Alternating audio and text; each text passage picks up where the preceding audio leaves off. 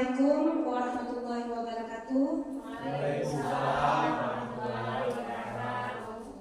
Alhamdulillahirabbil alamin wassalatu wassalamu ala asyrofil anbiya'i wal mursalin wa ala alihi washabbihi ajmain. Puji dan syukur marilah kita panjatkan kehadirat Allah Subhanahu wa taala yang telah memberikan kita kesehatan baik jasmani maupun rohani sehingga kita dapat berkumpul di sekolah yang berbahagia ini.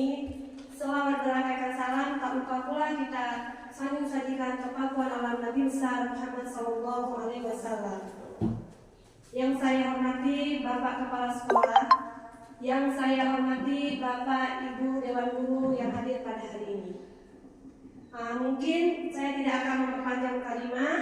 Hari ini kita akan mengadakan desiminasi modul 1.4 budaya positif, menyebarkan pemahaman dan penerapan budaya positif yang akan disampaikan oleh CGP Angkatan 8, yaitu Ibu Desi Lestari dari SD Negeri 2 Alerte. Sebelum Ibu Desi memaparkan desiminasi tersebut, marilah sama-sama kita dengarkan kata-kata sambutan dari Bapak Kepala Sekolah. Kepada Bapak kami persilakan dengan segala hormat.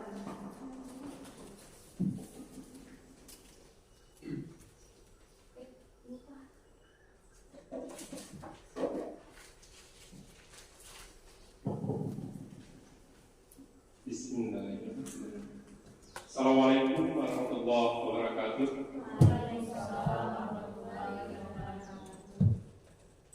Syukur alhamdulillah sampai dengan saat ini Allah masih mengizinkan kita melaksanakan kegiatan sebagaimana Bapak Ibu yang biasa di kelas yaitu mengajar, dan saya di sini membantu Bapak Ibu dalam hal menyiapkan berbagai administrasi dan lainnya. Kemudian selawat dan iring salam marilah sama-sama kita sanjung sajikan kepada baginda Rasulullah Sallallahu Alaihi Wasallam beserta para sahabat beliau sekalian, para alim ulama yang telah menuntun kita dari alam kebodohan kepada alam yang penuh dengan keislaman. Yang saya hormati Bapak dan Ibu Guru SDN 2 Alute. Pada kesempatan yang berbahagia ini, ada salah satu dari teman Bapak Ibu, yaitu Ibu Desi. Ibu Desi sekarang sedang menjalani pelatihan guru penggerak. Jadi beliau sedang menyelesaikan modul 1.4 yaitu budaya positif. Jadi dalam hal ini mungkin beliau ingin berbagi bagaimana triknya, bagaimana teknisnya, sehingga budaya positif terutama terbiasa pada diri Bapak Ibu, kemudian juga Bapak Ibu dapat menerapkannya kepada siswa-siswi di kelas Bapak dan Ibu. Hal ini lebih dikuasai oleh Bu Desi. Jadi untuk menghemat waktu, kita langsung masuk saja kepada desiminasi budaya positif. Saya mengharapkan kepada Bapak dan Ibu hari ini yang berbagi informasi atau yang melakukan desiminasi adalah Ibu Desi, teman Bapak dan Ibu. Tapi pada hari ini karena Bu Desi lebih duluan dapat informasi ini, maka saya sangat berharap kepada Bapak dan Ibu, ikutilah dengan baik. Karena dengan Bapak Ibu mengikuti baik, sungguh-sungguh, serius, insya Allah ilmu itu akan dapat. Jadi akan memudahkan Bapak dan Ibu untuk memberikan ilmu itu atau menerapkan ilmu yang dapat pada hari ini kepada murid-murid Bapak Ibu di kelasnya masing-masing. Kemudian Bu Desi, saya juga berharap kepada Bu Desi, berikanlah yang sepenuhnya, jangan ditahan-tahan, karena ilmu yang kita berikan itu semakin banyak yang diberikan, maka semakin pemahaman yang memberikan itu semakin luas dan semakin bertambah. Berbeda dengan kita bersedekah. Kalau kita bersedekah mungkin nampaknya secara matematika kita berkurang, tapi di sisi Allah Subhanahu Wa Taala kita bertambah, yaitu ditambah pahalanya. Jadi demikian saja. Waktu dan tempat dipersilakan kepada Bu Desi dan kepada Bapak Ibu yang lain. Mohon sekali lagi mengikutinya dengan penuh keterbukaan, senang hati dan sungguh-sungguh. Demikian saja yang dapat saya sampaikan. Saya akhiri wabillahi taufiq wal hidayah. Assalamualaikum warahmatullahi wabarakatuh. Waalaikumsalam.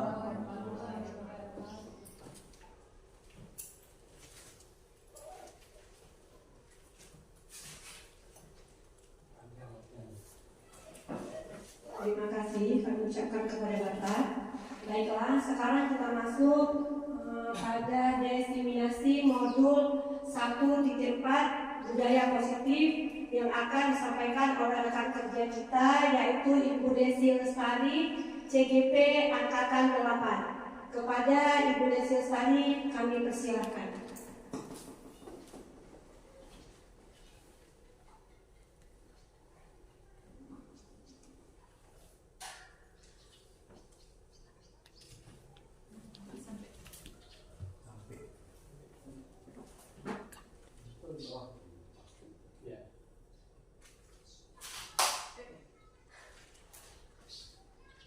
Bismillahirrahmanirrahim. Assalamualaikum warahmatullahi wabarakatuh.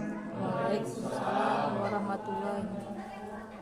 Alhamdulillahirabbil alamin wa bihi nasta'in ala umuri dunya waddin wa ala alihi wa sahbihi ajmain.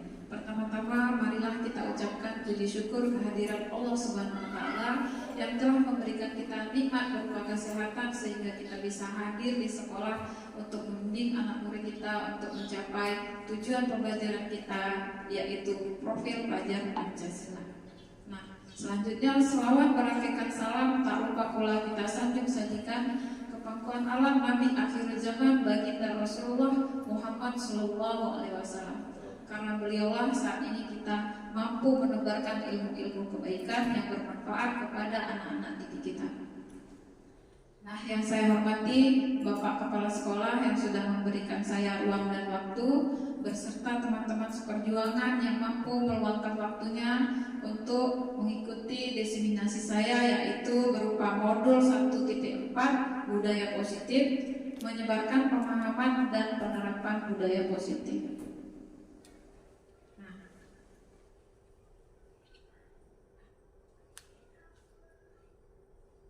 Namun sebelum kita masuki budaya positif, ada pertanyaan yang bisa kita pikirkan bersama-sama. Apakah budaya positif itu perlu diterapkan di sekolah, dan bagaimana cara kita untuk menerapkan budaya positif tersebut? Nah, kira-kira teman-teman ada yang ingin memberikan tanggapan? Apakah kira-kira perlu nih budaya positif kita terapkan di sekolah? Perlu sekali. Ya, perlu. Nah, kira-kira bagaimana manfaatnya kalau seandainya kita terapkan budaya positif di sekolah, teman-teman? Menurut saya sangat bagus. Biasanya Pak Desi berikan contohnya di dalam apa sih? Iya, untuk lebih jelasnya mari kita lihat apa itu budaya positif. Budaya positif adalah pembiasaan yang bernilai positif. Di dalamnya mengandung sejumlah kegiatan yang mampu menumbuhkan karakter positif murid yang mandiri dan bertanggung jawab. Kebiasaan yang sudah membudaya akan berjalan dengan sendirinya, baik ketika dalam pengawasan ataupun tidak. Dengan membentuk budaya positif ini, diharapkan kita dapat membentuk karakter profil pelajar Pancasila dari dalam diri siswa. Hal tersebut dapat tercapai salah satunya dengan menciptakan lingkungan belajar yang positif di lingkungan sekolah. Itu kita sebagai guru diupayakan agar dapat menciptakan lingkungan belajar yang positif. Gimana Bapak Ibu? Bisa kita pahami bersama-sama kan? Kita sama-sama menciptakan lingkungan belajar yang positif. Nah, ada beberapa konsep inti dalam budaya positif. Yang pertama, ada perubahan paradigma belajar. Yang kedua, ada disiplin positif. Yang ketiga, ada nilai-nilai kebajikan. Yang keempat, ada kebutuhan dasar manusia. Yang kelima, ada motivasi perilaku manusia, keyakinan kelas, posisi kontrol guru, dan segitiga restitusi. Nah, Kita akan yang pertama-tama membahas tentang perubahan paradigma belajar. Nah, perubahan paradigma belajar saat ini sudah mulai mengalami perubahan, di mana sekarang kita lebih untuk ditekankan kepada siswa, bukan lagi ke kita. Kalau dulu mungkin kitalah yang menjadi role model, namun sekarang kita harus melihat kebutuhan siswa, mengajar berpusat kepada siswa. Nah, sekarang kita akan melakukan sebuah game ini untuk memahami tentang kontrol. Bapak Ibu, nah yang berdua boleh Bu Andri dan Bu Puri. Anggap tangan kanan Ibu adalah suatu benda yang sangat Ibu sayangi. Nah, namun Bu Andri akan berusaha untuk membuka tangan Bu Puri. Boleh kita praktekkan sejenak? Ya. Di depan boleh? Ya, silakan.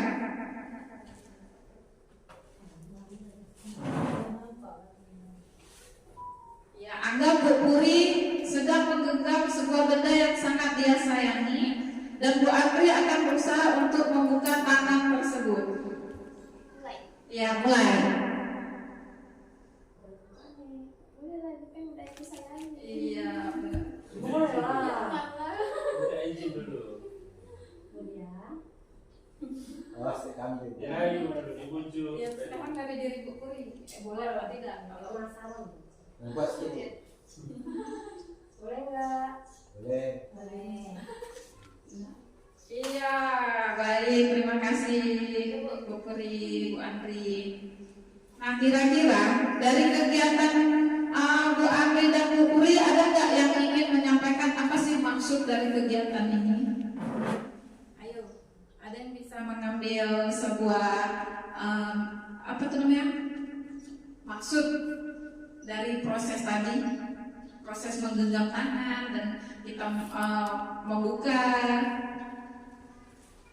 Ayo Bapak Ibu, kira-kira ada nggak? Oh iya. Baik Pak. Kenapa teman-teman yang lain pada diam? Saya cuma menjawab ya. Iya baik Pak. Tadi kan katanya tangan kanan tangan yang sangat ada benda berharga gitu kan. Tentu kalau ada benda berharga itu tadi diumpamakan dijaga dengan sebaik mungkin ya, sekalipun ada teman padahal teman dekat tapi membuka mau melihatnya itu juga tidak memberikan semudah itu gitu ya. Begitulah kita menjaga sesuatu itu yang berharga, terutama pada diri kita, keluarga kita, dan sekolah kita. Saya juga berharap seperti itu. Kalau teman tadi mungkin mau meminta lebih awal, jangan tiba-tiba langsung membuka melihat itu mungkin nggak akan dikasih. Tapi kalau dari awal sudah ada kesepakatan bersama mungkin akan diberikan. Jadi demikian saja dari saya. Ya, baik. Nah, dari kegiatan ini sebenarnya kita dapat melihat bahwasannya kontrol diri sepenuhnya itu sebenarnya ada pada diri kita sendiri. Kita tidak bisa dikontrol oleh orang lain. Setuju nggak Bapak Ibu? Iya, bahwasannya yang memiliki kontrol pada diri kita itu adalah diri kita sendiri. Kalau kita berniat untuk membuka, maka kita buka. Tapi kalau kita tidak ada niat untuk membuka, maka kita akan menggenggam itu bagaimana caranya agar tidak terbuka. Intinya, kontrol diri itu berada pada diri kita sendiri. Gimana Bapak Ibu mengenai kontrol diri?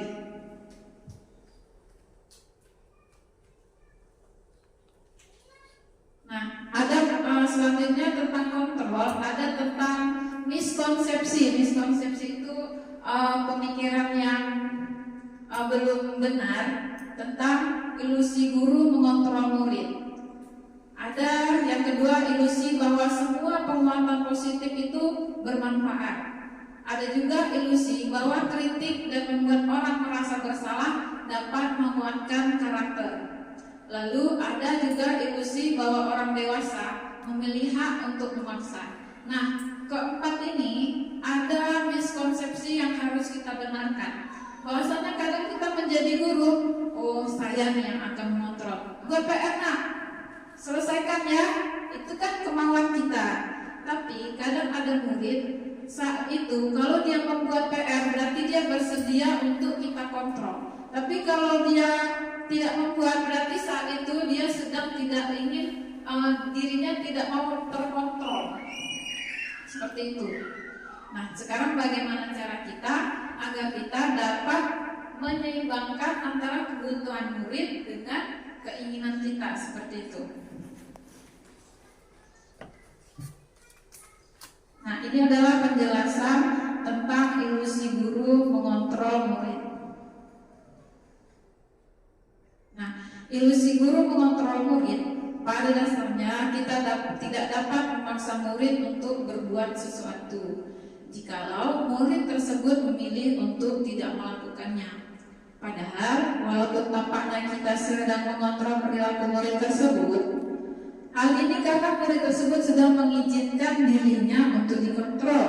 Saat itu bentuk kontrol guru menjadi kebutuhan dasar yang dipilih murid tersebut. Teori kontrol menyatakan bahwa semua perilaku memiliki tujuan, bahkan terhadap perilaku yang tidak disukai. Nah, selanjutnya ada ilusi bahwa semua penguatan positif dan bermartabat. Ilusi bahwa semua penguatan positif efektif dan bermanfaat. Pengetahuan positif atau bujukan adalah bentuk-bentuk kontrol.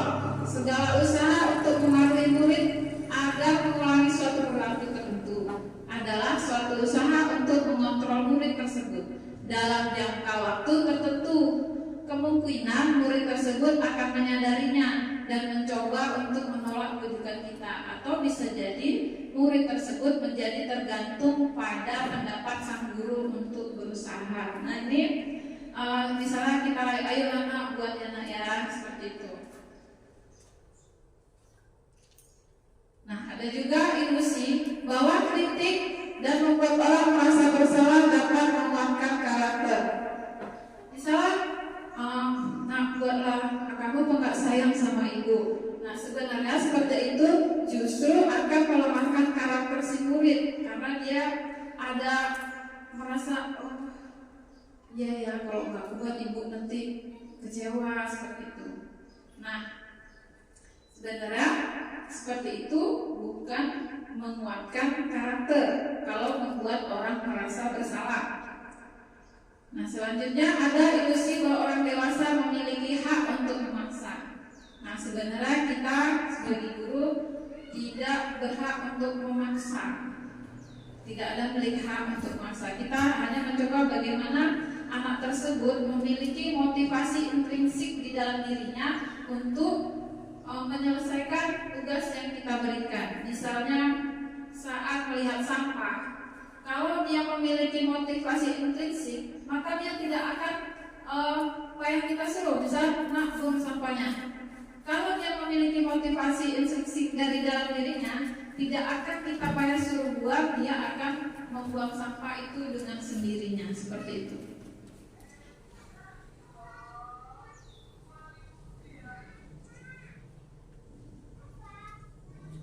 Nah, ini tentang perubahan paradigma.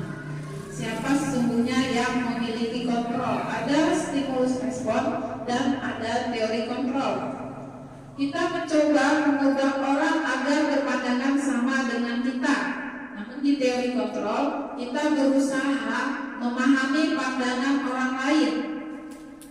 Nah, kalau di stimulus responnya orang lain bisa mengontrol saya, namun pada teori kontrol hanya kitalah yang dapat mengontrol diri kita sendiri.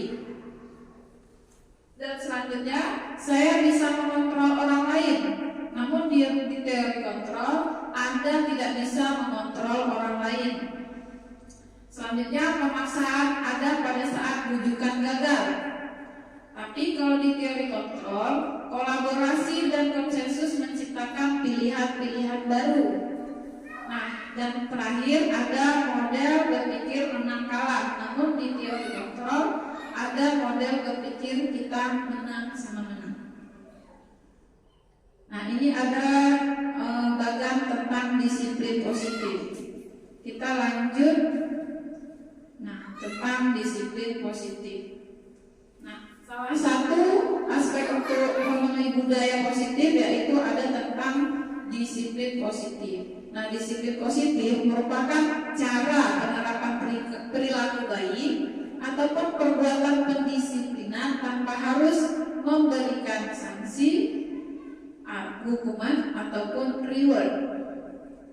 Sebagai pendidik, tujuan kita adalah menciptakan peserta didik yang memiliki disiplin diri sehingga mereka berperilaku mengacu kepada nilai-nilai kebajikan universal dan memiliki motivasi intrinsik dalam berperilaku. Nah, ini seperti yang saya katakan tadi, bahwasanya kita sebagai guru selain menumbuhkan motivasi anak-anak di ekstrinsik, juga perlu menumbuhkan motivasi intrinsik di dalam diri anak. Bagaimana caranya? Nanti kita akan belajar kembali. Ada tentang memberikan hukuman, sanksi ataupun reward.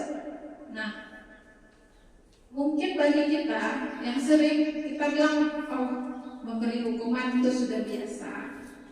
Namun di dalam pembelajaran posisi kontrol guru, memberi hukuman merupakan identitas yang gagal. Nah, kenapa gagal? Karena dengan memberi hukuman kita akan menyakiti hati anak tersebut, sehingga nanti dia bisa sakit hati dan balas dendam. Itu merupakan salah satu penyebab karena kita tidak memenuhi kebutuhannya, sehingga itu tadi, karena hukuman yang menyakiti hatinya seperti itu. Jadi kita dikatakan sebagai guru yang gagal.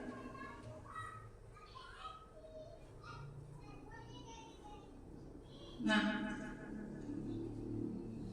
kadang kita melihat kalau kita di kelas sering kita jumpai, kenapa ya murid-murid saya seperti ini? Nah, tuh. Kadang ada juga nilai-nilai kebutuhan yang dia belum terpenuhi. Nah, seperti kebutuhan dasarnya. Apa itu kebutuhan dasar? Nah, kebutuhan dasar manusia adalah segala sesuatu yang kita lakukan untuk mendapatkan apa yang kita inginkan. Nah, kira-kira kawan-kawan kita pasti punya kebutuhan masing-masing, tidak? Ya. Iya. Nah, ternyata manusia memang memiliki kebutuhan dasar. Nah, ada beberapa kebutuhan dasar manusia, yaitu ada 5. Yang pertama yang paling penting yaitu tentang bertahan hidup. Nah, kalau bertahan hidup itu tentang sandang, pangan, itu adalah kebutuhan di bagian bertahan hidup. Nah, ada juga kebebasan, penguasaan, kesenangan, kasih sayang, dan rasa diterima. Nah, kadang kita mengajar, ada juga anak-anak yang ribut. Kadang kalau kita jelasin dia nggak dengerin. Mungkin ada kebutuhan yang memang dia butuh, yang kita tidak tahu. Makanya kita harus diagnosis terlebih dahulu. Kira-kira kebutuhan apa yang dia butuhkan? Apa mungkin dia butuh kasih sayang, atau mungkin dia butuh dihargai, sehingga proses pengajaran kita di kelas dapat lebih baik. Karena kita sudah melakukan diagnosis, oh anak ini ternyata butuh kasih sayang, oh ternyata dia butuh dihargai, seperti itu. Nah, selanjutnya untuk menumbuhkan budaya positif, ada yang namanya kita menumbuhkan motivasi perilaku manusia. Yang sering saya katakan tadi, yang tadi saya katakan bahwa motivasi itu ada motivasi ekstrinsik dan ada motivasi intrinsik. Nah, kalau motivasi ekstrinsik, dia lakukan itu untuk menghindari ketidaknyamanan atau hukuman. Yang kedua, untuk mendapatkan imbalan atau penghargaan dari orang lain. Nah, yang ketiga, motivasi dan selanjutnya ada motivasi intrinsik, yaitu untuk menjadi orang yang mereka inginkan dan menghargai diri sendiri dengan nilai-nilai yang mereka yakini. Nah, yang sebenarnya sangat lebih bagus lagi itu motivasi intrinsik, karena dia melakukan dengan sadar dan memang dia dari dia sendiri.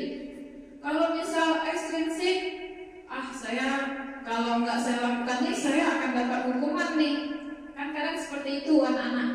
Saya lakukanlah agar tidak mendapatkan hukuman. Nah kalau seperti itu motivasi ekstrinsik. Nah ada juga yang karena mendapatkan imbalan.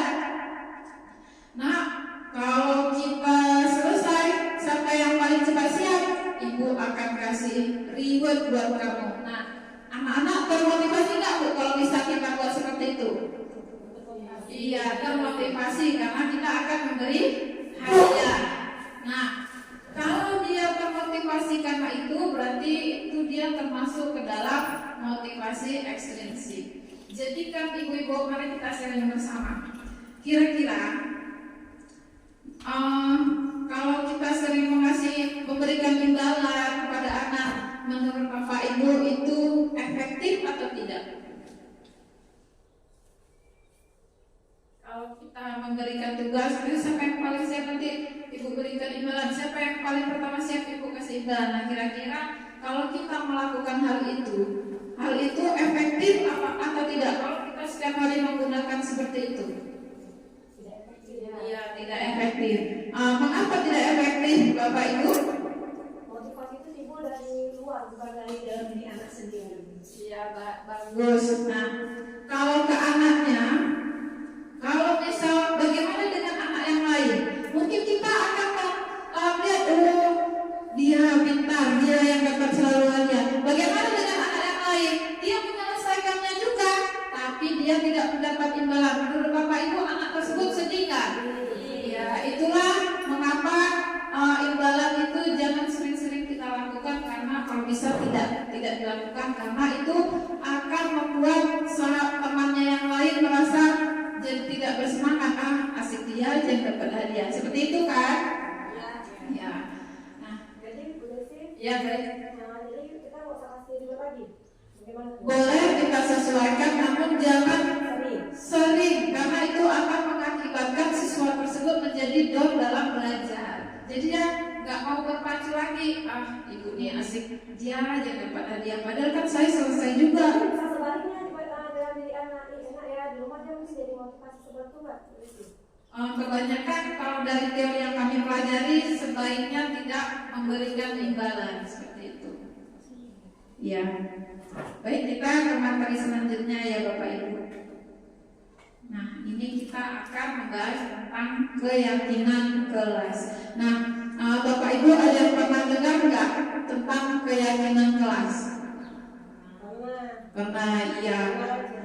Kira-kira Bapak Ibu apa bisa membedakan apa bedanya peraturan kelas dengan keyakinan kelas? Beda tidak? Beda. Ada yang sama, ada yang beda. Nah, kita baca dulu ya Bu. Kalau peraturan itu dibuat secara sepihak oleh guru dan bersifat memaksa dan ada sanksi atau hukuman. Namun kalau keyakinan itu kita buat secara bersama-sama dengan anak murid. Keyakinan tersebut sama-sama disepakati. Bahkan nanti kalau bisa anak-anak setelah buat dia tanda tangan di bawahnya, bisa sedikit jempol, karena kesepakatan itu dibuat secara bersama-sama. Nah, apa manfaatnya kira-kira kalau kita buat keyakinan?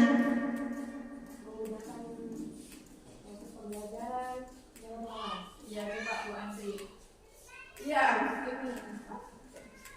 memudahkan proses pembelajaran di dalam kelas. ya. Ada lagi Bapak Ibu yang ingin menyampaikan apa sih manfaat kalau kita buat keyakinan kelas di dalam kelas?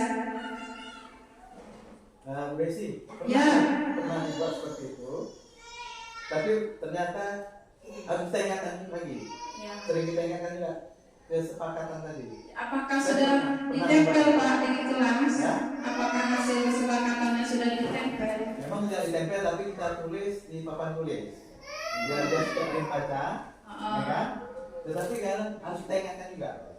Ya, memang kita tugas guru memang harus sering mengingatkan Bapak. Sebab dia ya kan? Ah, Kalau nggak itu nggak ditangan itu sama dia, walaupun dia baca, ya kan? Tapi jangan hilalutnya. ya alhamdulillah kalau Bapak sudah menerapkan keyakinan kelas. Saya harapkan keyakinan itu jangan terputus ya Bapak, tetap kita laksanakan karena suatu saat nanti ada permasalahan kejadian kita akan merestitusinya melalui keyakinan kelas yang sudah kita buat. Nanti kita akan belajar tentang restitusi, yaitu anak mengontrol dirinya sendiri, mengakui kesalahannya diri dia sendiri melalui keyakinan kelas yang sudah disepakati seperti itu. Ya, baik Bu. Mata pelajaran kan tidak ada kelas. Apakah Ya. bagaimana keyakinan kelas tersebut mengikuti setiap jenjang kelas yang dimasuki? Iya, karena anak-anak sudah membuatnya dan disepakati oleh wali kelas seperti itu. Atau kalau wali kelas ingin memberikan tambahan boleh, yang lebih baik. Nah, ada juga yang harus saya sampaikan di sini, keyakinan kelas berbeda juga dengan kesepakatan kelas. Nah, kalau kesepakatan kelas itu setiap hari sebelum belajar anak-anak kita tampilkan. Nah, hari ini kesepakatan kelas kita apa? Berdoa sebelum belajar dan sesudah. Apalagi menghargai guru, mendengarkan guru saat berbicara, izin saat keluar, datang tepat waktu. Nah, itu merupakan kesepakatan. Nah, namun kalau keyakinan, nilai yang dia yakini. Nah, nilai yang dia yakini itu kalau tidak datang tepat waktu, oh berarti kurang disiplin. Tidak membuat PR, berarti tidak bertanggung jawab nilai yang dia yakini. Seperti itu. Jadi kalau keyakinan dengan kesepakatan itu berbeda. Kalau kesepakatan kita setiap hari menyepakatinya dan bisa kita tambahkan. Nah, hari ini ada nggak kesepakatan yang akan kita tambahkan dalam pembelajaran kita hari ini? Setiap hari kita ucapkan kesepakatannya. Kesepakatan dalam belajar. Tapi kalau keyakinan kelas, keyakinan yang memang kita sepakati dan yakini. Seperti itu. Gimana Bapak Ibu?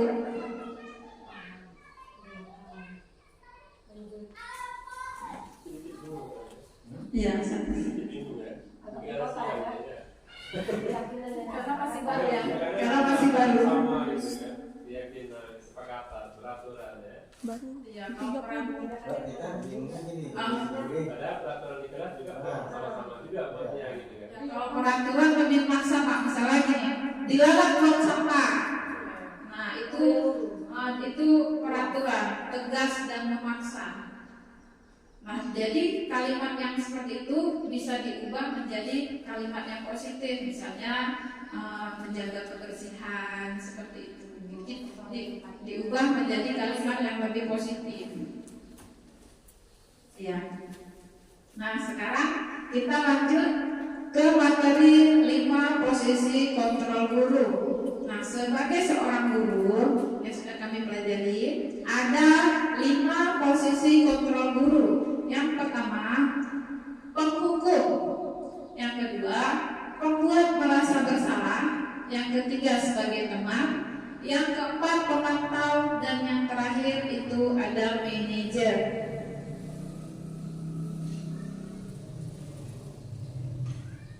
Nah, ini adalah tabel tentang 5 posisi kontrol guru. Nah, saya terkejut waktu belajar ini. Kenapa Bapak Ibu terkejut? Ternyata kalau kita mengatakan, Jokowi, asik kamu aja yang nggak siap, asik kamu aja, pusing Ibu liatin kamu. Nah, itu rupanya kita sebagai identitas gagal.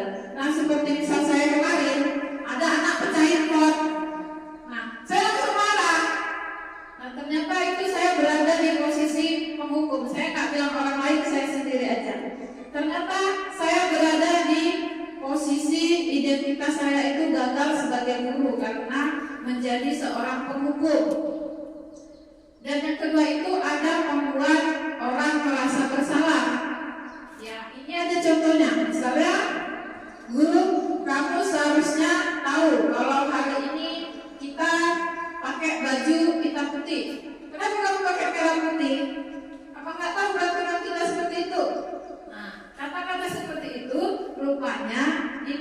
membuat anak merasa bersalah.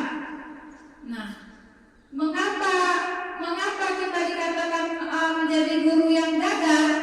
Karena dengan kita menghukum anak tersebut akan sakit hati, seperti saya bilang katakan tadi, dia akan rendah diri, jadi tidak percaya diri karena sudah dihukum di depan temannya.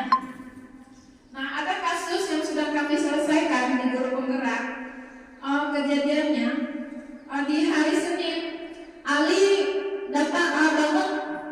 bangun kesiangan, sehingga dia memakai sepatu lain sebelah dan bajunya juga salah. Jadi oleh gurunya dia dihukum dengan membuka sepatunya dan nggak boleh belajar, suruh duduk aja. Nah, jadi anak itu merasa sedih karena mau keluar juga malu karena disuruh buka sepatunya tanpa kaos kaki. Nah, jadi kalau bapak itu seperti itu, dia berada di posisi penghukum karena membuat anak merasa sedih dan sakit hati. Jadi penghukum itu kata-katanya menghardi, menunjuk-nunjuk, menyakiti dan menyindir, itu adalah penghukum. Kalau pembuat merasa bersalah, berceramah, mengatakan seharusnya, dan ada juga bapak kecewa. Bapak kecewa kali sama kamu hari ini. Seperti itu. Nah, ini ada contoh gurunya yang berkata, kalau kamu tidak melakukannya, awas ya, rasakan ini, kayak gitu. Kalau membuat orang merasa bersalah di tabel ini, kamu seharusnya tahu, ibu lelah sekali mengatakan, ibu stres, kasih kamu aja, nah gitu. Itu membuat merasa bersalah. Nah, jadi hasil dari tindakannya, anak-anak itu nanti akan memberontak, menyalahkan orang lain, bisa saja berbohong. Dan kalau yang membuat orang merasa bersalah, bisa aja dia menyangkal, enggak loh bu, betul, menyembunyikan atau berbohong. Nah, selanjutnya ada tentang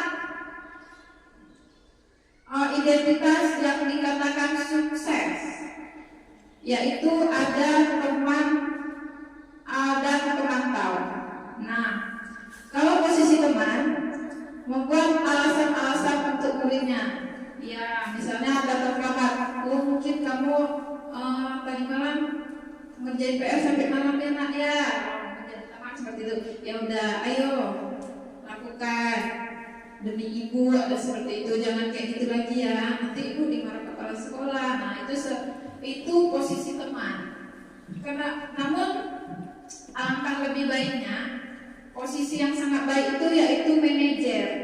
Karena kalau teman nanti dia bisa ketergantungan nih sama ibu tuh, dibantu nih, apa-apa besok kayak gitu lagi. Nah, seperti itu. Kira-kira teman-teman paham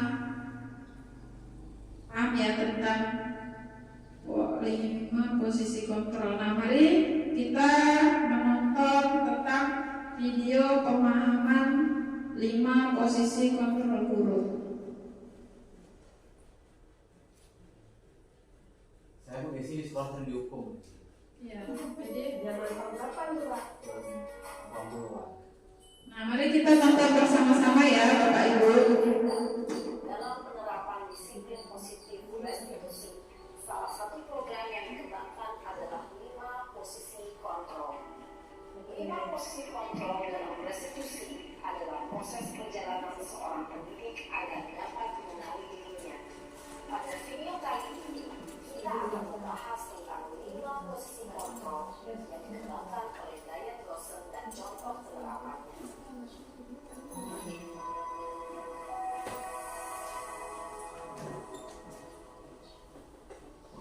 Posisi kontrol itu adalah 1. Posisi penghukum, 2. Posisi pembuat merasa bersalah, 3. Posisi teman. Line in.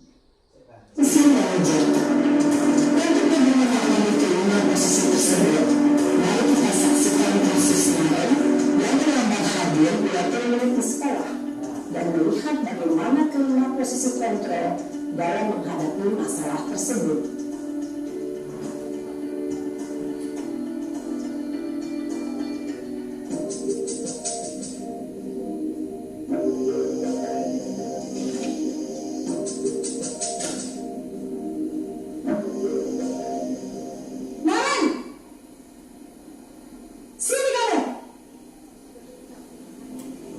Selamat pagi, Bu. Selalu terlambat. Kamu deh pasti terlambat. Maaf, Bu. Saya Apa? Apa coba? Alasan kamu apa lagi? Kapan sih kamu tidak terlambat? Malas sekali ya kamu jadi anak. saya Dasar pemalas. Gak kapok-kapok sih kamu. Sudah berapa kali terlambat? Sana, kamu keliling lapangan basket 2 kali. kenapa saya harus keliling lapangan basket, Bu? Kenapa? Kamu melawan ibu. Berani-beraninya jawab. Sudah terlambat, masih berani jawab pula. Sekarang, keliling lapangan basket 5 kali sekalian. Biar kapok. Cepat. Pergi sana ke lapangan basket. Posisi penghukum biasanya berbicara dengan nada tinggi, menghardik, menunjuk-nunjuk, menyakiti, dan menyindir. Hukuman bisa berupa fisik maupun psikis. Ibu dan bapak guru hebat. Dampak yang terjadi pada mulut ketika guru berada pada posisi penghukum adalah mulut cenderung akan memberontak, bahkan menyimpan dendam.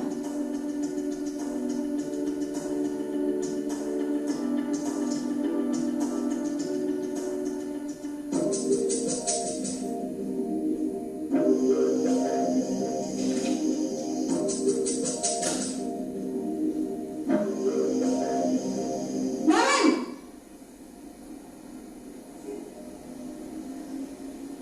Selamat pagi, Bu. Naren! Kamu kenapa terlambat lagi, nak? Ya Tuhan, Naren. Kamu senang ya bikin ibu susah ya?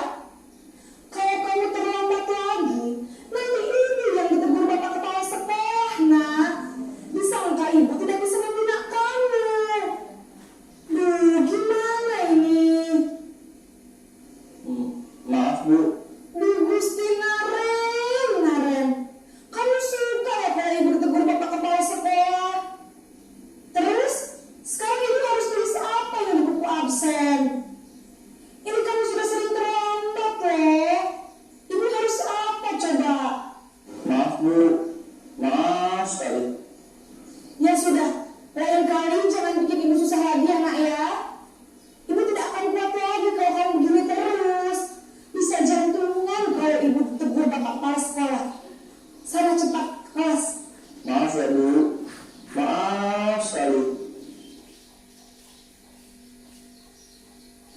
Posisi pembuat rasa bersalah berbicara dengan nada tenang, cenderung lembut. Namun kata-kata yang diutarakan membuat murid merasa menjadi orang yang gagal, memandang buruk dirinya sendiri, merasa tidak berharga, dan tidak sanggup membahagiakan orang lain.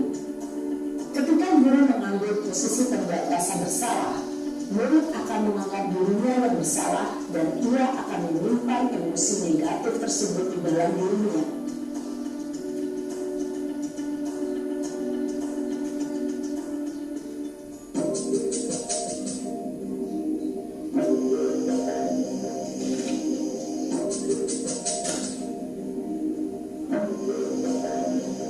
Naren!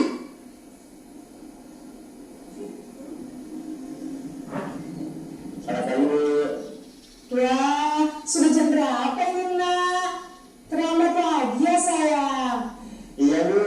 Habis ibu saya udah bangunkan saya, Bu. Kamu malah menyalahkan ibu kamu. Kamu bukannya anak yang larinya paling kencang. Kok terlambat sih? Iya, Bu. Saya memang terlambat bangun tadi. Jadi biarpun saya lari kencang, tetap gak kencang, Bu. Ya sudah sana. Nanti lain kali larinya lebih kencang lagi ya. Biar gak terlambat lagi. Bisa lah Bu. Ya sudah, sana masuk kelas. Ibu beresin urusan absen kamu. Kamu ini ada-ada saja. Dalam bersih teman, guru berbicara dengan nada suara ramah, akrab, cenderung bersenda gurau untuk menjaga suasana tetap santai. Murid akan merasa senang, aman, dan akrab dengan guru. Identitas yang tercipta adalah identitas sukses atau berhasil. Namun, perlu diingat, karena ini masih dorongan eksternal, maka ada faktor ketergantungan dari murid kepada orang tertentu. Di sini, guru absennya, sehingga di lain waktu, murid bisa berperilaku baik, namun hanya kepada orang-orang tertentu saja.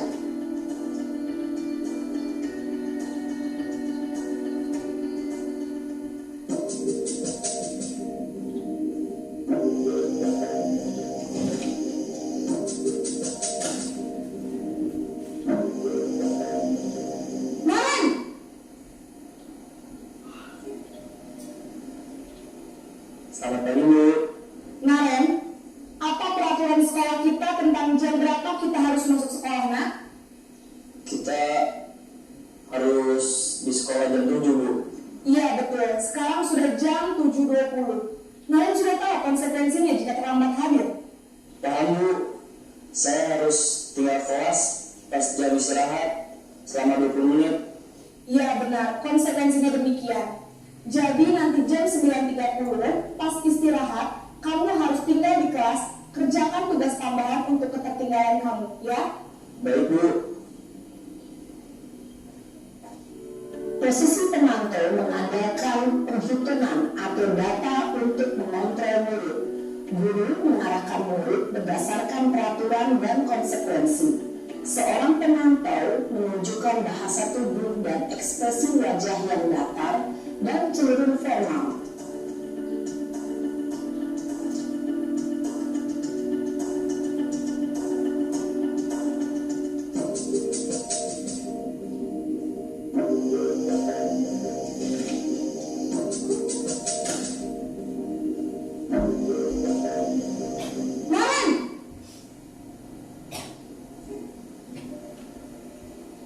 Selamat pagi Bu.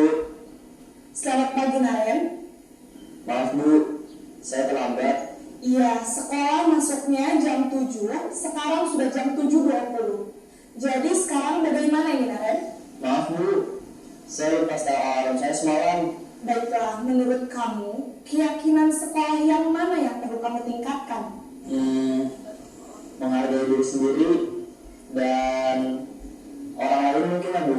Setuju. Jadi, apakah Naren meyakini prinsip saling menghormati tersebut? Iya Bu, saya meyakininya. Apakah Naren bersedia memperbaiki masalah keterlambatan ini? Bersedia Bu. Bagaimana kamu akan memperbaiki masalah keterlambatan ini? Saya akan coba untuk tidak lupa menyetel alarm saya Bu.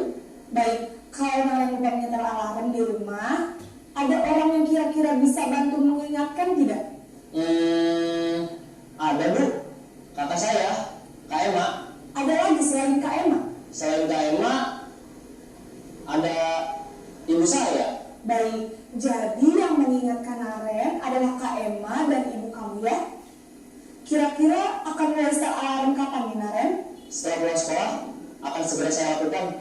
Baik, jadi Naren akan setel alarm untuk bangun besok pagi dan akan diingatkan oleh kakak dan ibunda Naren ya. Ada lagi yang mungkin perlu dilakukan, Naren, agar tidak terlambat bangun lagi? Tidak ada Bu. Baik, Naren, terima kasih untuk bersama kamu. Sekarang kamu perlu kembali ke kelas untuk belajar. Baik Bu, terima kasih. Posisi manajer adalah posisi kontrol yang disarankan untuk membimbing murid memiliki sikap disiplin yang positif, yaitu murid yang mandiri, bertanggung jawab, dan dapat memecahkan masalah. Tujuan dari posisi ini adalah agar murid dapat berefleksi atas tindakannya. Guru akan dengan tulus memberikan pertanyaan-pertanyaan bermakna, sehingga membuat murid dapat belajar dari kesalahannya dan mencari sebuah solusi untuk menyelesaikannya. Ibu dan bapak guru hebat, Setelah mengamati adegan kelima posisi kontrol tadi, kira-kira posisi mana yang paling ideal? Posisi mana yang dapat menunjang motivasi intrinsik murid? Ya, tentu posisi manajer. Posisi ini memang posisi ideal yang ingin dituju setiap pendidik. Pada posisi inilah, guru dapat menerapkan disiplin positif yang berpihak pada murid, yang memerdekakan murid. Perjalanan seorang pendidik tentunya tidak mudah untuk sampai pada posisi seorang manajer. Namun, tujuan kita pasti, yaitu menciptakan murid-murid yang mandiri, merdeka, dan bertanggung jawab. Semoga penggambaran 5 posisi kontrol yang telah diperlihatkan ini dapat menjadi ajang refleksi bagi kita semua, agar dapat terus mengasah dan menerapkan disiplin positif yang memerdekakan murid. Mari terus berlatih dan bersemangat. Selamat menerapkan. Salam dan bahagia, Ibu dan Bapak Guru hebat.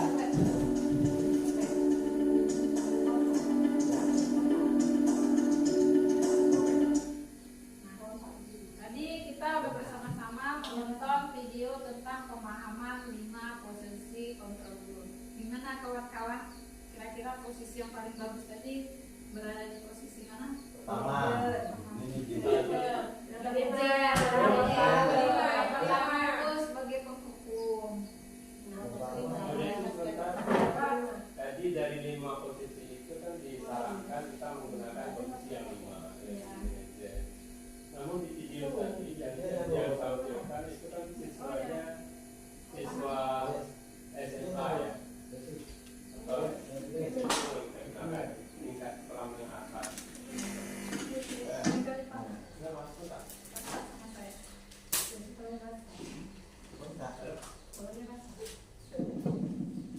Dari kelima posisi tadi, kalau dari video tadi itu disarankan kan kita memilih posisi yang kelima, yaitu posisi manajer. Namun di video tadi yang ditampilkan di situ kan anaknya udah besar, itu anak SMA ya. Tentu bagi anak SMA agak sesuai lah dengan perkembangannya. Jadi beberapa pertanyaan yang diajukan dari guru mungkin si anak pun udah usia dia itu udah paham dia karena seperti itu. Tapi apakah tepat? Nah ini kan jadi pertanyaan buat kita, apakah tepat ketika posisi itu kita terapkan di sekolah kita di SD dengan usia anak kita yang boleh kita katakan masih usia anak-anak, masih dia bermain dia, tingkat kedewasaannya pun belum sama dengan SMA itu tadi. Kalau kita terapkan seperti itu, saya juga sedikit ragu apakah dia bisa menjawab atau bisa memahami maksud si guru tadi sebagaimana si anak SMA itu tadi. Itu yang pertama. Yang kedua, banyak hal yang ditampilkan tadi, bagaimana ya? Kalau boleh saya menganalogikan, cara penyampaiannya itu lebih kepada filsafat Rocky Gerung. Banyak bahasa-bahasa tadi yang disampaikan di situ, filsafatnya Rocky Gerung. Jadi kita khawatir juga akan lepas bebas seperti itu ya. Artinya kurang pengawasan. Karena setiap penyampaian tadi pun kayaknya referensi tidak juga disebutkan di situ. Jadi undang-undang hanya itu saja. Termasuk tadi yang menyampaikan materi tadi juga psikolog, ya, MSc ya juga psikolog. Bukan saya menyalahkan psikolog, bukan. Tapi artinya mereka hanya menjelaskan secara global, tidak melihat sebagaimana yang kita rasakan di sekolah. Teori di lapangan.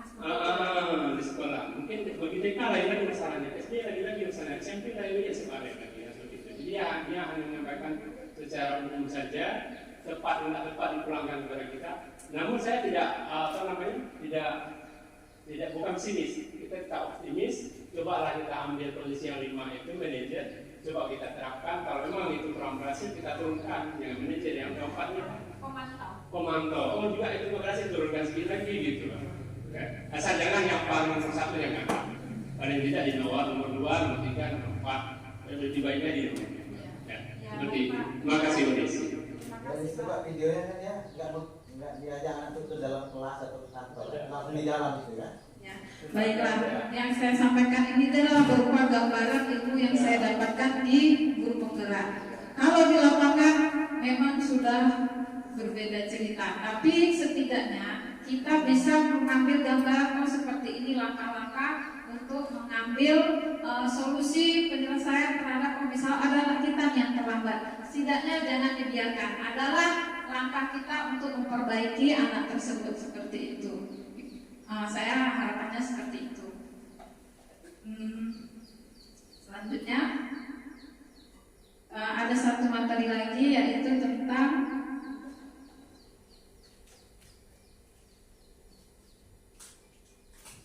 nah ini ada kata-kata menentukan posisi kontrol. Setelah kita menonton video tadi, ada pernyataan di manakah posisi tersebut. Misalnya, saya kecewa sekali dengan kamu. Nah, kira-kira posisi apa? Atau kamu tidak pernah benar melakukannya. Ayo lakukanlah demi ibu. Nah, kira-kira yang pertama ini posisi apa, ibu? Iya, membuat merasa bersalah. Keren. Nanti ibu, kamu tidak pernah benar melakukannya. Satu. Ayolah lakukan demi ibu. Apakah kamu mau mendapatkan stiker bintang hari ini? Ini. Ya, bagaimana kamu bisa menyelesaikan masalah ini? Yang terakhir, kamu selalu yang paling terakhir. Baik, kita lihat hasil jawabannya. Iya, berarti guru-guru kita ini the best jawabannya benar semua nih.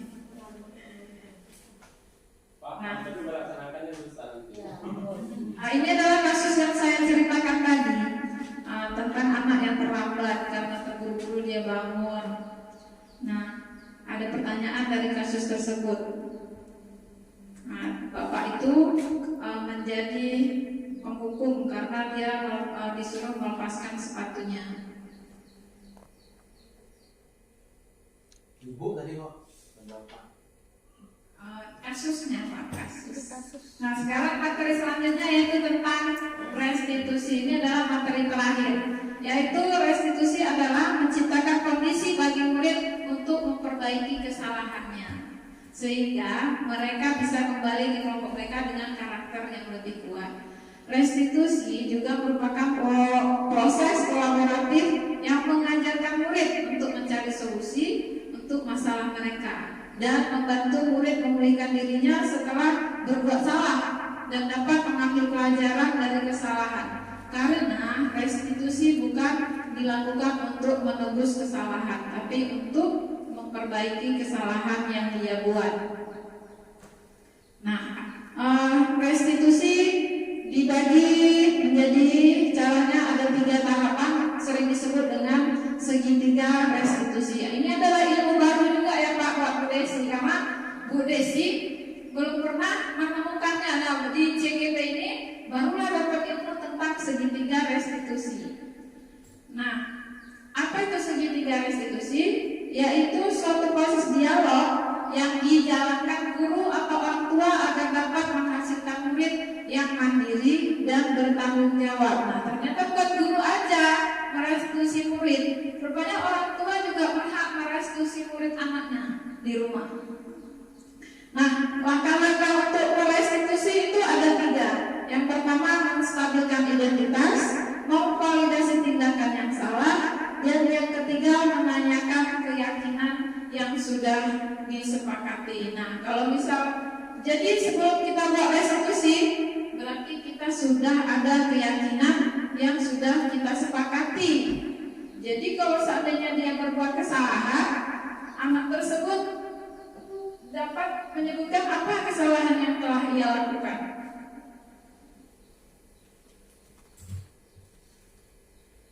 Contoh penerapan segitiga restitusi. Nah, Bapak Ibu, ini hanya contoh yang saya lakukan, tapi mungkin Bapak Ibu bisa lebih baik dalam melakukan. Dan ini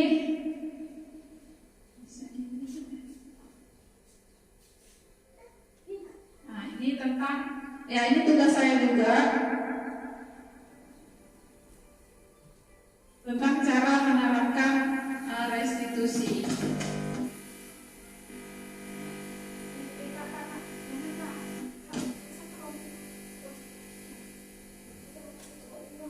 ini api dari sini dah masuk. Nah, ini permasalahannya. Nggak dengar ya? Tahu ini ya? Itulah atau pakai sarung tangan. Coba ini matiin aja gitu ya.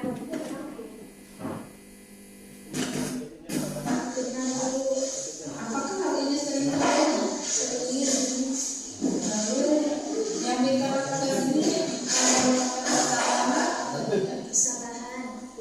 ya baik, karena kita sudah merupakan kesalahan. Ibu sadari bahwasannya setiap manusia pasti memiliki kesalahan, ya kan? Nah, begitu juga dengan Tika.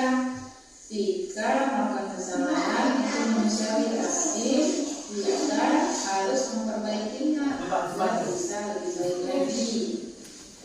Nah, dari masalah kita ini, mari kita cari solusinya bersama-sama. Apakah kita setuju? Nah, di saat kita menanyakan kesalahan dan anak menyadarinya, berarti kita itu sudah menstabilkan identitas. Karena tadi segitiga restitusi itu kan ada 3. Yang pertama, menstabilkan identitas, validasi tindakan, dan yang terakhir meyakini keyakinan kelasnya. Nah, kita lanjutkan lagi. Nah, sebelumnya ibu mau tahu setiap seseorang melakukan kesalahan itu pasti ada sebabnya. Nah, apa yang menyebabkan kita melakukan hal tersebut? Saya sering bergerak yang nonton TV terlalu malam. Oh, berarti kita jadi sampai malam. Ya, baik. Menurut kita tidur-tiduran di dalam kelas, datang terlambat, itu melakukan pelanggaran keyakinan kelas yang sudah kita buat ya? Iya. Nah, menurut Tika, keyakinan kelas yang sudah kita langgar itu keyakinan yang mana? Keyakinan tanggung jawab dan saling menghormati guru. Nah, menurut Tika, keyakinan tadi penting tidak buat Tika? Penting. Nah, kalau yang kedua tadi kan validasi tindakan. Nah, siswa kita tanyakan mengapa Tika tadi datang terlambat? Kenapa? Apa masalahnya? Itu kita mau validasi tindakan seperti itu. Nah, kalau yang ini tentang keyakinan ini yang ketiga, yang terakhir. Agar saya bisa menghargai guru. Apa keyakinan yang peduli terhadap diri sendiri serta orang lain. Saya menyesal buruk dan minta maaf atas perbuatan saya. Iya, tepat sekali. Karena menurut Tika, tindakan apa yang harus kita lakukan agar tidak terjadi lagi hal seperti itu? Saya akan tidak begadang lagi dan akan memasang alarm agar tidak terlambat bangun lagi, Bu. Iya, baiklah Tika. Tindakan Tika ini sudah sangat tepat. Dan kira-kira kapan Tika akan melakukan perubahan tersebut? Mulai nanti malam, Bu, saya akan tidur cepat dan memasang alarm. Iya, baiklah. Nah, seperti ini adalah contoh restitusi yang saya lakukan terhadap anak-anak. Jangan lihat anaknya, tapi lihat cara bagaimana merestitusinya seperti itu. Gimana Bapak Ibu tentang ilmu baru, dan ini juga ilmu baru bagi saya.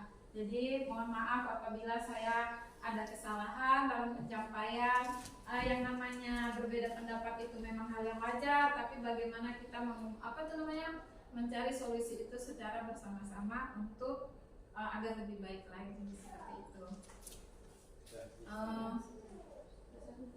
Ya, terima kasih atas atensi Bapak Ibu. Saya ucapkan terima kasih banyak. Nah, mungkin ada yang ingin ditanyakan beberapa teman. Kondisi yang di restitusi tadi bukan anak yang bermasalah kemarin kan? Yang memecahkan kok Pak? Bukan, yang membuli temannya. Tadi itu ada yang membuli lagi. Ya, memang masalah sekolah kita ini banyak ya Pak. Memang harus kita restitusi satu persatu. Insya Allah nanti kita Tapi yang tadi bukan ya? Ya? Tadi bukan. Oh, itu lain lagi Pak. Berapa bulan yang lalu Pak kejadiannya? Sudah terlihat tadi mengkondisikan ya. Iya Pak. Kalau tadi bagi lancar itu lah ya. Pak, udah tutup. Udah tutup. Jadi teman-teman, kira-kira adakah yang ingin berefleksi hari ini? Karena tidak ada yang ingin bertanya, adakah teman-teman yang ingin refleksi pertemuan kita pada hari ini? Apa hal baru yang kita temui? Apa senang tidak? Atau ya bolehlah kawan-kawan salah satu atau dua orang majulah kemari untuk menyampaikan refleksinya hari ini. Gimana perasaannya? Gimana perasaannya lah? Gimana perasaannya? Situ lah. Masih yang tadi. Kalau situ Pak, kalau ini ada waktu, masa pakai depan. Ya sih. Saya boleh Kak? Alhamdulillah Bu Desi telah menyampaikan beberapa ilmu. Akhirnya kita menjadi tahu bagaimana cara mengontrol diri kita maupun orang lain. Dengan mudah-mudahan kita bisa menerapkannya ke dalam sekolah kita dan bisa berubah dalam pembelajaran.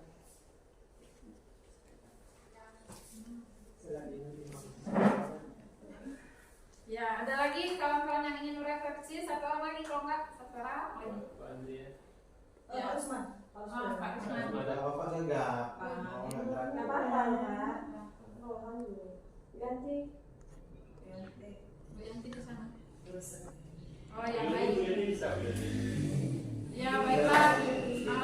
Baiklah, terima kasih teman-teman semua. Semoga ilmu yang kita dapatkan bermanfaat dan kalau kita terapkan ya akan lebih bermanfaat lagi. Terima kasih saya ucapkan wabillahi taufiq wal hidayah. Assalamualaikum warahmatullahi wabarakatuh. Waalaikumsalam.